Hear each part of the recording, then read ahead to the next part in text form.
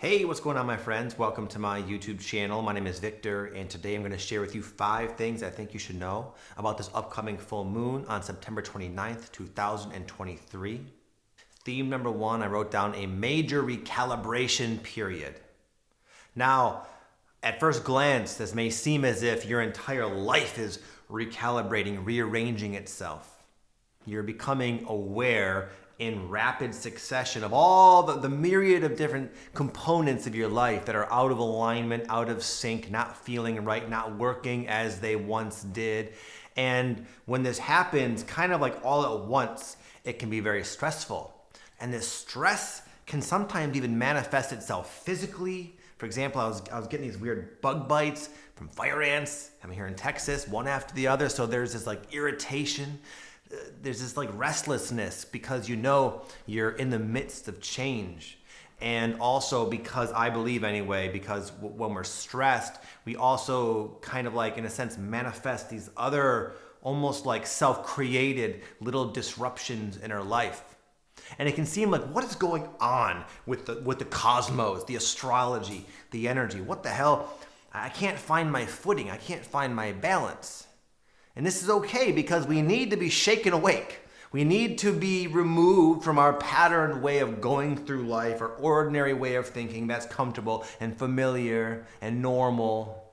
So these disruptive periods, they serve a very profound purpose. They're whacking us out of a misaligned state of within our life so that we can kind of wake up and find an even deeper alignment with life, with the whole. And and that's kind of what this whole process most of us are going through is about. It's these little disruptions come in, they're usually resisted, they don't feel very fun, they're certainly not comfortable. The end result is like slipping into a warm bath where it's like, oh my God, this feels good. This feels right. I feel expansive. Things are finally happening in a seamless, synchronistic way. I'm back in alignment. Now, what's really happening, I believe, is that this recalibration period, even though it appears like it's happening on the outside, and to some extent I believe it is, it's primarily just a reflection of the recalibration that most of us are going through within ourselves. I think there's a golden opportunity during this moon in particular to really almost like walk the walk more so. Walk the walk more than we have been in terms of spirituality. Like really, it's almost like forcing us. If we want to have peace, if you want to maintain your sanity and not quickly spiral into chaos, whether it's in your life or even mentally, because we're just so like, again, off our square, then we like have to like almost discipline ourselves to come within and ground ourselves. And it's almost like compelling us to adapt to these seemingly unstable frequencies by sinking deeper into the moment, into ourselves, into our authenticity, because there is like the only place you may find peace and serenity. It's through the simple principles of spoken about in pretty much all different religious texts and spiritual texts. They all kind of boil down to some basic fundamental principles, and one of them is accepting. Accept the moment as it is. Change is inevitable. It's always happening. Resistance is futile and it's painful. Accept the moment as it is. As an example, little things like that you might find yourself going back to and actually finding like, oh wow, out of all the different things I've tried, this actually works. Number 2 is going to sound kind of intense and maybe over the top, but at least in my opinion, is kind of what's happening. So anyway, number 2, the splitting of worlds. What does he mean by that? Jeez. I kind of mean that literally. For a long time, I'm not the only one. Many different sources, a lot of them fairly, respectable, have been kind of forecasting this age of transformation that we're all now living in. And what has been kind of foretold in a lot of different ways is that there's this opportunity to evolve spiritually within our consciousness. And some might even say vibrate at such a much higher level than what was considered normal in the past, to where they literally have a different like version of reality. And it's been said that some people are actually ready for this leap and some are not. And as time goes on, there's going to be, you know, what once was like this big melting pot of levels of consciousness is now going to start to kind of drift apart more and more and more and more and more. And you may have noticed periods where this seemed more obvious and evident, but right now you may definitely be noticing it, is what I'm trying to say. This separation, you might find that, especially with people, you might find it absolutely impossible to come to common ground with people that are, I'm not talking higher, lower, just like different levels of consciousness, and therefore consequently very different views of reality, views of what is true, what is even happening in maybe a shared moment. You'll have your version and you'll be like, this is pretty much what's happening, and they're gonna have theirs, and when you try to share yours, they're gonna be like, what are you can tell they don't really agree. They don't know what the hell you're talking about. They don't know where you're coming from. They're dumbfounded at how you could even say something so ludicrous, and you're thinking like, how do you not see this? So it can be frustrating. And I think a lot of times what people do, and maybe me as well, sometimes label folks that are completely asleep as like narcissistic, which to some degree they are completely run by their ego defensive structure. And now we have so many people who are like breaking free of that, and they're seeing the world very differently. And then when it comes time to like connecting with people who have not really, you know, woke up yet, it's becoming increasingly difficult. And it's a puzzle I'm still figuring out. I wish I had advice for y'all, but I find myself flustered sometimes, like not really sure what to do. What is the best approach? I don't know. I've been trying different things and taking notes and seeing like what's the best thing. One of them I'm realizing, and it's just me like sharing my what I'm learning, and it's not necessarily part of the update. What I'm learning though is to trust the energy. Trust the energetics, the feel, the vibe of a circumstance, not even just people, your relationship with anything. So a lot of times people who are waking up, you can feel well before there's like a clear problem, you can feel some type of like vibrational misalignment. And then you look around and you're like, I don't know why am I feeling this way? I'll just leave it alone. And then things come to a head and you're like, oh, that's what I was feeling. And you might feel that with people you're involved with, in your relationships, within your life, in your circle. And the one thing I'm learning is to trust my feeling of the energy, my gut instinct. Every time I've felt something's off, for the most part, it's been off. And, but yeah, it's, I guess that's all I have to say about that. I just wanted to kind of comment on that. And you know, during times like this, it can be very stressful because it's almost like the collective is experiencing something that it's not really, doesn't know what to make of it.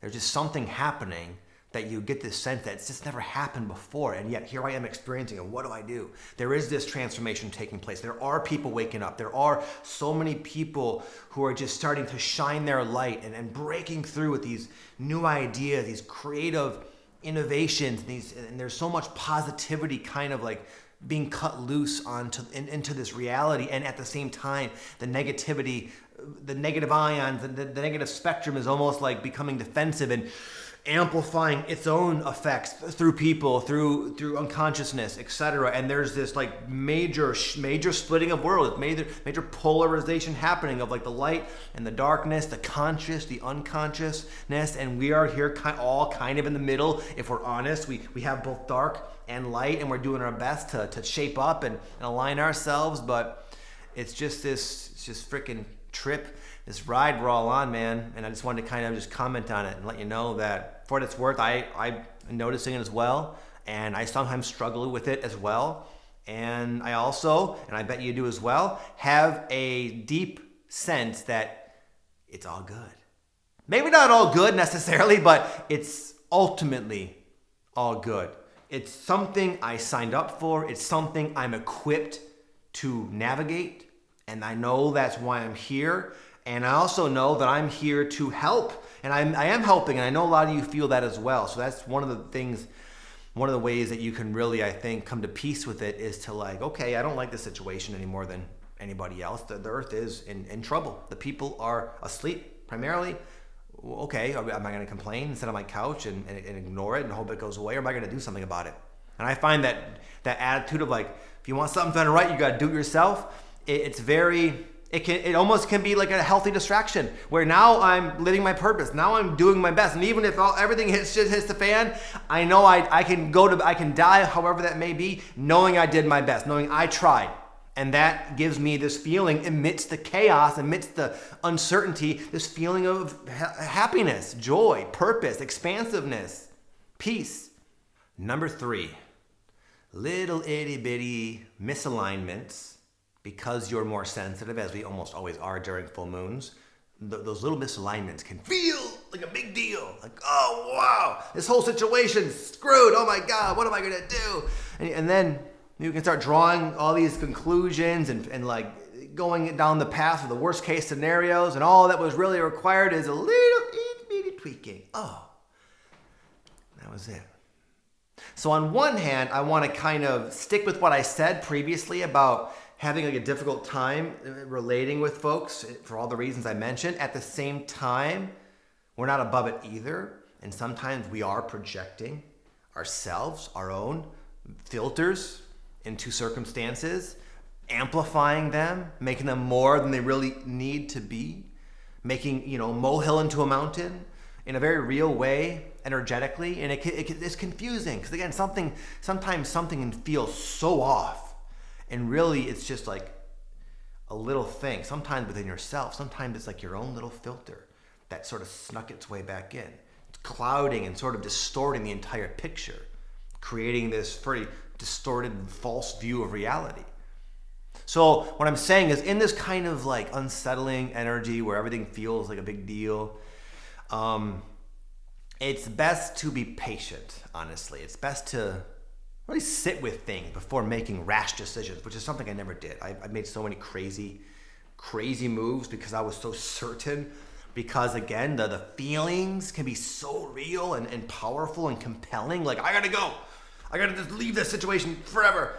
Like, for example, one time, many years ago, I used to live in South Florida, and I aligned with this one dude who had like a big flotation tank, like a sensory deprivation tank in his house. And he was a cool ass guy. He was really cool, man. And he was this like older guy from New York, and we would talk about, at the time I had no one to talk to. So we talked about my Kundalini awakening, and he had one as well. And he was someone who was really much further along than I was on the spiritual path. And he became kind of a mentor figure to me, and I would see him every week. And it was awesome. I'd go to his house, I'd float for like an hour and a half, and we'd talk, and it was really cool.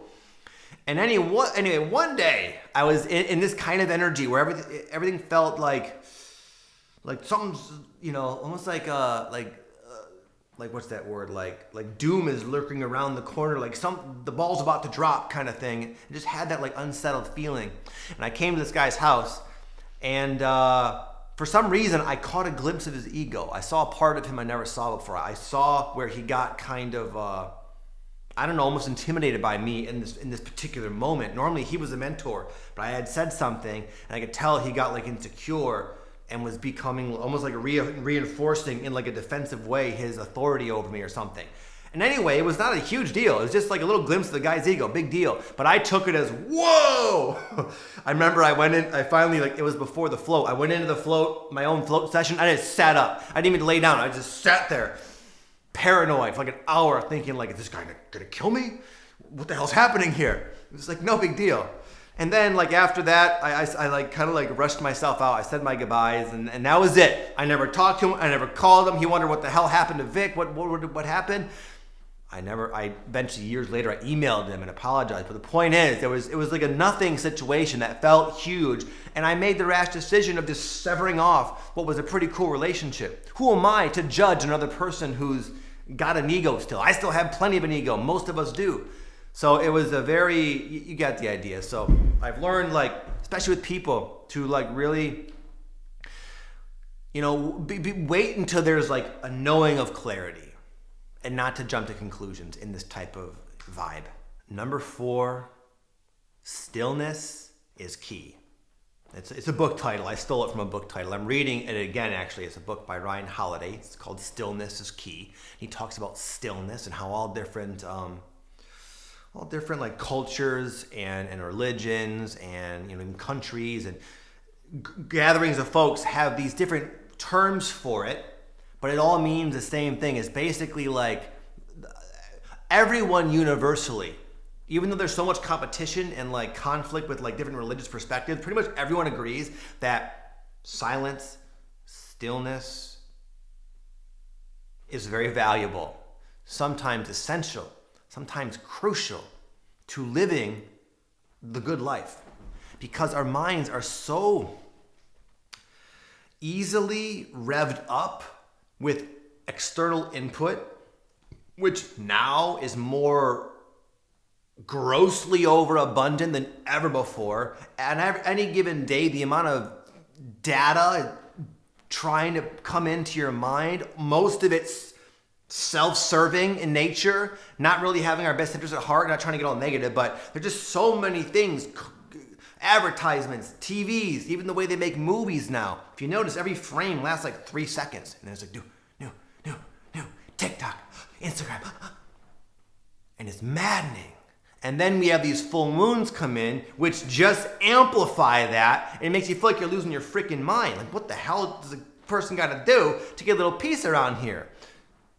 Go to stillness. Detach in some way, in your own way, from it all, even for like a little while. I found myself needing to do this more and more, and I'm honestly not doing it enough.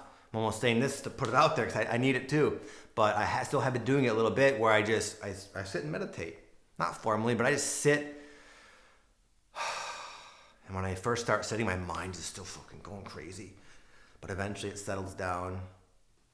And then, even for a little short window, I can see clearly. I feel peace.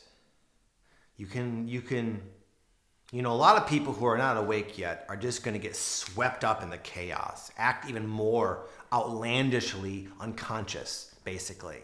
And even the spiritual folks sometimes will find themselves all wound up as well, using their spiritual tools in kind of a frantic way, in a futile way. And all any of us need to do is just take a breath.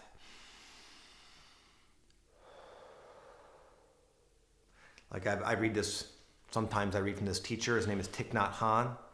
And he's like from a Buddhist tradition, but in my opinion, he's like an enlightened soul. He reached enlightenment and abided in this enlightened state. He's got a lot of wisdom to share, a lot of books, and he's deceased now. But anyway, he's always telling people to do this very simple practice. And all it is this, and it's in almost all of his books, and I've been doing it more so lately, where when you breathe in, you say, I am aware that I'm breathing in your mind. And as you exhale, in your mind, you say, I'm aware that I'm breathing out. Try it a couple of times. At first it feels forced, but what it does, it kind of unifies the mind and the body, allowing the spirit to kind of come back online. And anyway, you may find this is the only way, not this exact way, but like you may find that stillness in your own version of that, quieting the mind, at least attempting to, is the only way you're going to find any semblance of peace. Because you're not going to find usually stability, predictability, or safety in this incessantly fluctuating external circumstance. Life is always changing, we know that. But these full moons can make change happen more rapidly and more unexpectedly. And then what we normally do is we try to fix it and keep up with this ever increasingly fast current of life and change. And it's like, good luck. It ain't gonna happen. Now's the time to trust, to go within. And you might find yourself doing that naturally. You might find yourself gravitating towards spiritual books that that are collecting dust on your bookshelf that you've read multiple times, and it's like, oh, you're seeing it from a new light, and it's becoming applicable. And at least I've been reading the Bhagavad Gita. It's one of the it's like the most well-known Hindu text, the spiritual text. It's phenomenal. And just the other night, I was all frazzled about this change going on in my own life. And I just read a paragraph out of that book, and it just it rang so true to me, and I applied it as best I could, and it was so helpful. In fact, I woke up later that night, worried again, And I remembered what it said. And what it said to me, in particular, if you're curious, it was something along the lines of like, don't ever seek safety in the external. Always come back within yourself. That is the only way to feel at peace. I paraphrased horribly. But anyway, I woke up wanting to go on and check my phone to see if this like circumstance I was connected to had any movement going on. And I started worrying about like what might be happening. And I was like, man, if you get up and check your phone, you're gonna be up all night. This is the stupidest thing you could do, but I felt so compelled to do it. But reading that text came back into my mind in the middle of the night instead of getting up, which is what I felt compulsed sort of to do. I just said, no, remember what you read? You just sit here and you find peace within yourself. Peace is always in the moment if we tune into it. And I did. And I was so proud of myself, and I went back to sleep and I slept well, and it was a good reference experience for me. So anyway, my friends, you might find yourself in your own way using spirituality in a way that really makes a difference in your life at this time. These times really can be navigated way more smoothly and beautifully with a lot of the wisdom from all the different teachers of the past. And finally, number 5 is the time to just trust and surrender. Easier said than done, obviously. But what I can tell you from my own life, especially my own spiritual awakening journey, that tumultuous times always have a very worthwhile purpose. I don't think our higher self or soul, whatever, would put us through some of the stuff it has put us through if it didn't really serve us on the back end in a very big way. What comes to mind is like years ago, I was in this crazy transition in between jobs, in between careers, in between identities, you might say. I was shifting into my purpose, slipping quickly into financial debt, the pressure of a family to raise, 3 children to be exact. And at that time in my life, I had just had my 3rd kid. And I was like, oh, and that's stressful as it is. And we had a puppy. And it was like, what the hell? Why would I do this to myself? But anyway, I was in this like really, really stressed out position. And I just freaked out one day. The pressure like broke me temporarily, and I found myself in my basement. I mean, almost not ashamed, but it's not proud of it. But I was like a psycho. I was like punching the cement out of like motherfuck, like what the hell is happening, kind of stuff. And then I realized how stupid that was, and I hurt my hand, and I was mad about that. So I took a folding chair and I just chucked it across the basement. And you know what it did? It hit a pipe, hit a plastic water pipe, water spewing everywhere. I was like, ugh! I laid back on the cold basement floor, feeling like, what the fuck? What is the fucking purpose of this bullshit? Why? Why life? Why God? Why are you torturing me?